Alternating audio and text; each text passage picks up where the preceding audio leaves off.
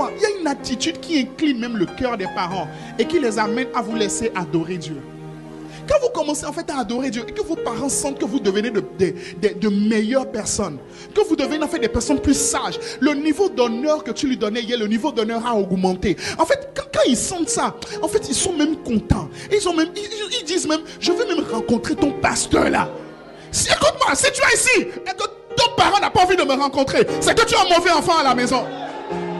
Je ne suis pas là pour vendre des bonbons. Si tu joues avec la bonne des parents, tu ne vas pas réussir dans la vie. Et souvent même les parents ne veulent pas beaucoup de choses. C'est juste un tout petit peu d'honneur. Juste un tout petit peu de reconnaissance. Juste de petits gestes.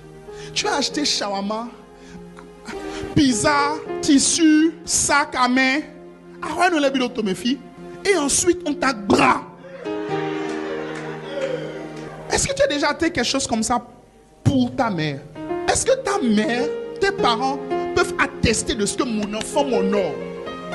Mon enfant n'a pas beaucoup, mais le peu qu'il a, je sais que je peux compter sur lui.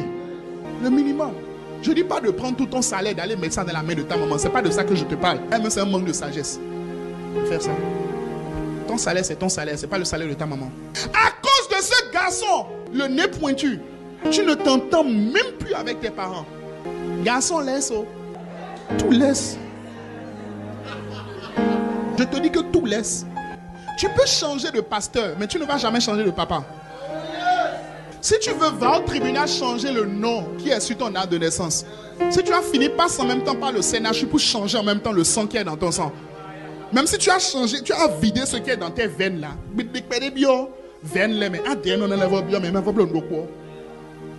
Ton ADN, c'est ton ADN. Ne méprise pas tes sources. Honore tes sources. Ne leur désobéis pas. Ne les déshonore pas. Ne les néglige pas, ne les abandonne pas. Les amis, je ne suis pas en train de vous dire beaucoup de choses. Ce n'est pas beaucoup de choses. Ce n'est pas mourir pour ses parents. Jésus est mort pour tout le monde. Personne ne va mourir pour ses parents. Mais le minimum.